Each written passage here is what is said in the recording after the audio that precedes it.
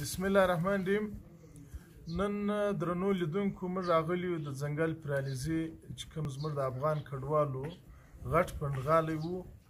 او په 2002 کې د حکومت پاکستان او یونیسیار د خوا څخه غیر راجسټر اعلان شو. دلته موږ راغلي یو په دې پنډغالي کې دغه ماشومان چې ګورئ دا وخت موږ په یو مسجد کې ناست یو.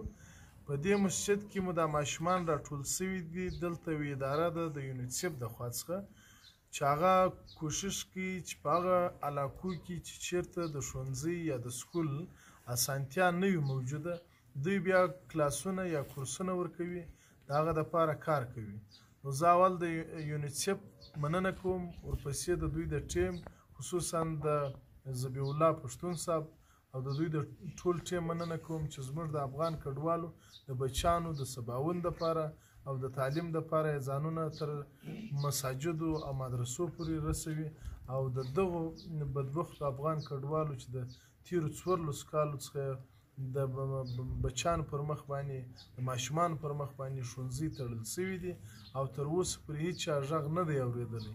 نو زه د یو افغان کډوال په حیث باندې مې د هغه ټولو خیریه ادارو څخه چې هغه د بشریت د بهبود دپاره د انسانیت د ترقۍ دپاره دوی وایي موږ کار کوو، د هغو څخه مې غوښتنه او هیله دا ده د یو انسان په توګه د یو مسلمان په توګه باندې چې دوی دغسې علاقو ته او دغه زموږ افغان کډوالو ته خصوصا ځنګل پرالیزي او ګرځنګل کې چې دا وخت پنډغالي یې تړل سوي دي او د ژوند د هر اسانتیا څخه بې برخې دي. نه دلته بیچوګانې نشته، خصوصا په ټولو کیمپو کې نشته د صحت دپاره کوم پروګرام، خو بیا هم د دوی دپاره شی نشته، د اوبو دپاره انتظام یې نشته او ښوونځی چې تعلیم د یو ملک د یو ټولنې د ملا تیر دی د دغه د ملا تیر دغسې نړېدلی پروت دی. نو په کار دا ده چې دغه ادارې د دغو افغان ماشومانو دپاره کار وکړي. نه دلته ښوونځی شته نه د ښوونځي ودانۍ شته. اوس دوی کوشش کوي چې په دغه مسجد کې دلته د تعلیم یو مرکز جوړ کړي. نو بیا هم زه د یونیسیف منندوی یم او د دوی د ټول ټیم منندوی یم او د ځنګل پرالیزي د مشرانو د عامي جان او ټول کوم چې ملګري ورسره دي د هغو مننه کوم چې دغه سیو سیسټم یې جوړوي. خو بیا هم د خیریه ادارو څخه او د حکومت پاکستان څخه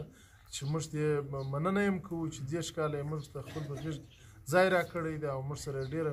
همدردي کړې ده. د دوی څخه مې دا هیله ده چې پوه شولې زموږ د دغو افغان کډوالو د تعلیم، صحت او اوبو دپاره پروګرامونه جوړ کړي او زموږ د دغه نوي نسل چې کوم افغان کډوال دي د دغو د تعلیم دپاره هڅې پیل کړي او زموږ دغه افغان کډوال ماشومان د تعلیم په ګاڼه سمبال شي. مننه.